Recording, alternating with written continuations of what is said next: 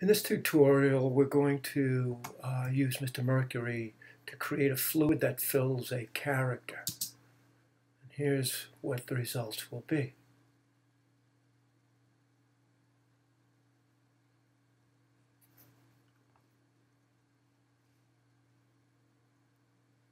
So let's get started. I'm starting out with a new composition in After Effects, and I've made the background kind of a gray. And this will make more sense and clarify itself as we move on, because we'll be using the stencil alpha for our character so that the fluid is confined to the shape of the letter. So I'm going to start out with a new solid layer. I'm going to go to Layer, New, Solid.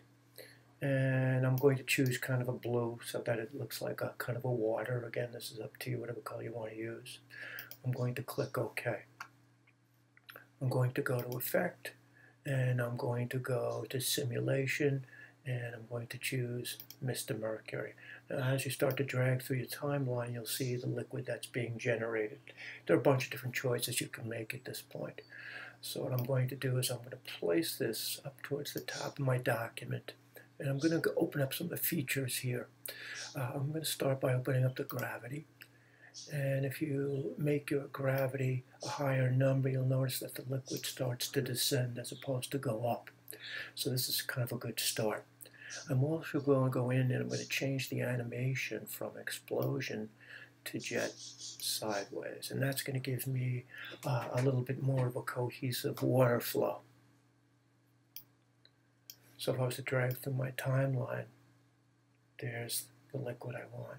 Now there's a bunch of other things I can do in here, and it's pretty much up to your own discretion, but if I wanted to, I could play with the resistance. And in playing with the resistance, if I add it, you'll notice that it keeps the liquid more cohesive as one body.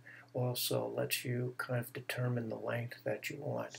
Now at this point, I'm stopping just short of the bottom because I know my character will end down here somewhere. So I'm going to leave it at a resistance of 0.1. And again, your own instance will dictate just how you want this to fall. But I can also go down and if I adjust the berth size and the rate, I can kind of determine how much liquid I would want falling at any given time. So I'm going to leave these settings the way they are. And I'm going to hit Command S to save. Now I've got the liquid kind of flowing the way I want, and I'm going to create a movie file out of this with an alpha channel. This is my own preference. I prefer to manage these files and keep them as less complicated as possible. So exporting it as its own movie file just makes it easier, I feel.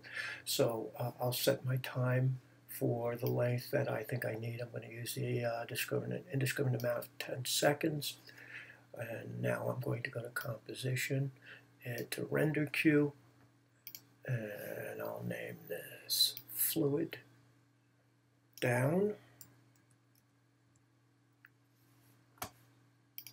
And this is the important component under Lossless. Make sure that you leave the format options as animation, which they usually are by default, but where it says Channels RGB, you'll want to choose RGB Alpha to maintain that transparency.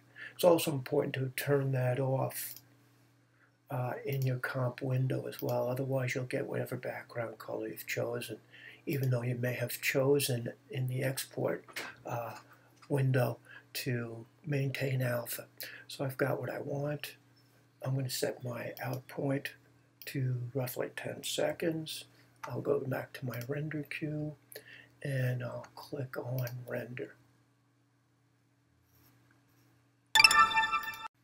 Alright, so I've rendered out my flow here, my first water flow, liquid flow, and I'm going to import that movie file I just created.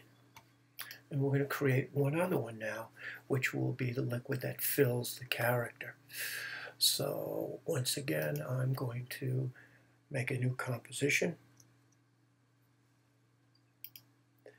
And in that composition, I'll put another solid, the same blue. And once again, I'm going to go to Effects, Simulate Mr. Mercury.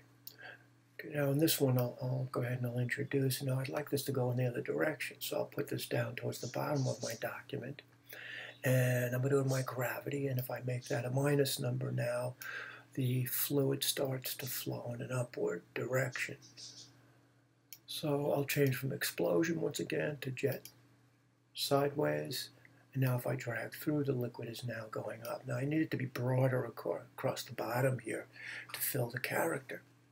So I'll go up, and you can see that this radius X and radius Y. And if you change these numbers, you can see you can change their flow nature. So I'm going to go ahead and I'm going to make my radius about, I guess I'm going to get around 35 for X. And then I'm going to put my resistance up pretty high to gather this into a solid liquid. I'm also going to change the berth size to something larger so it's solid at the bottom. And at this point, I'm going to start to drag through and see if it's close to what I want. So what you can see now is that we've got that liquid flowing in an upward direction.